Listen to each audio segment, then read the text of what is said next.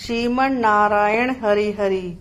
महाराज युधिष्ठिर ने पूछा, हे भगवान, आपने सफला एकादशी का महात्म्य बताकर बड़ी कृपा की।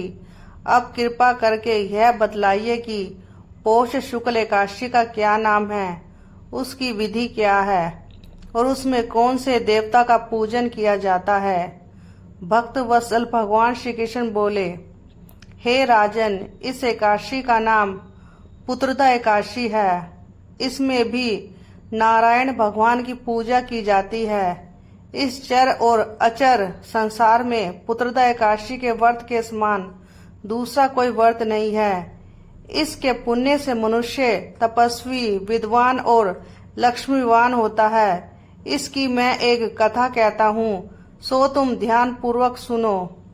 भद्रावती नामक नगरी में सुकेतुमान नाम का एक राजा राज्य करता था। उसके कोई पुत्र नहीं था। उसकी स्त्री का नाम शैव्या था। वह निपुत्री होने के कारण सदैव चिंतित रहा करती थी। राजा के पितर भी रो रो कर पिंड लिया करते थे और सोचा करते थे कि इसके बाद हमको कौन पिंड देगा।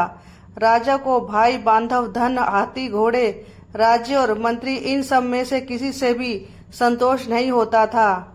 वह सदैव यही विचार करता था कि मेरे मरने के बाद मुझको कौन पिंडदान करेगा। बिना पुत्र के पितरों और देवताओं का ऋण मैं कैसे चुका सकूंगा। जिस घर में पुत्र ना हो उस घर में सदैव अंधेरा ही रहता है। इसलिए पुत्र उत्पत्ति के लिए प्रयत्न करना चाहिए। जिस मनुष्य ने पुत्र का मुख देखा है वह धन्य है।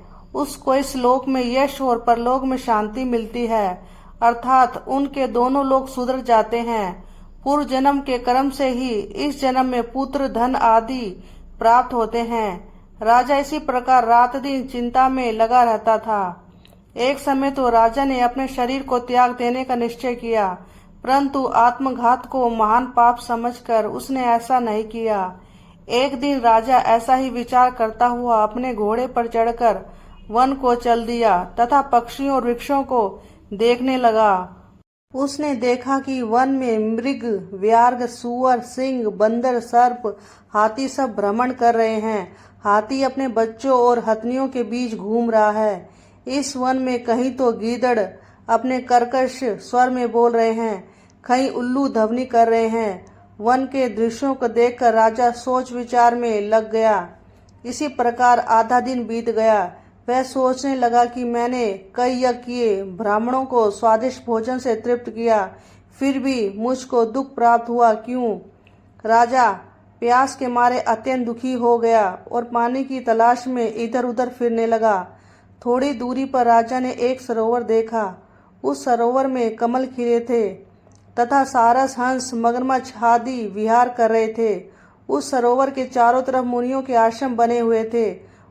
उसी समय राजा के दाहिने अंग फड़कने लगे। राजा शुभ शगुन समझकर घोड़े से उतरकर मुनियों को दंडवत प्रणाम करके बैठ गया। राजा को देखकर मुनियों ने कहा, हे राजन, हम तुमसे अत्यंत प्रसन्न हैं। तुम्हारी क्या इच्छा है सो कहो।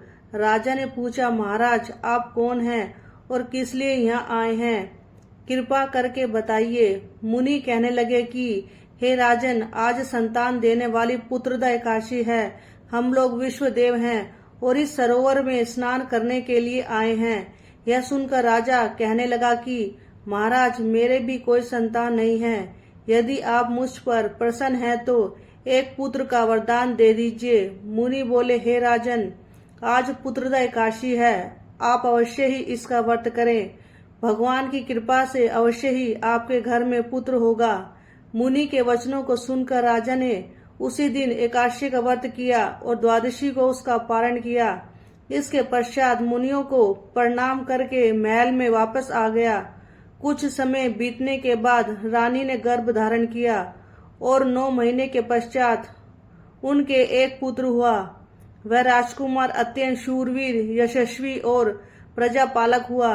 श्री कृष्ण बोले, हे राजन, पुत्र की प्राप्ति के लिए पुत्रदा एकादशी का व्रत करना चाहिए। जो मनुष्य इस महात्म को पढ़ता या सुनता है उसे अंत में स्वर्ग की प्राप्ति होती है। श्रीमन नारायण हरि हरि हरि ओम।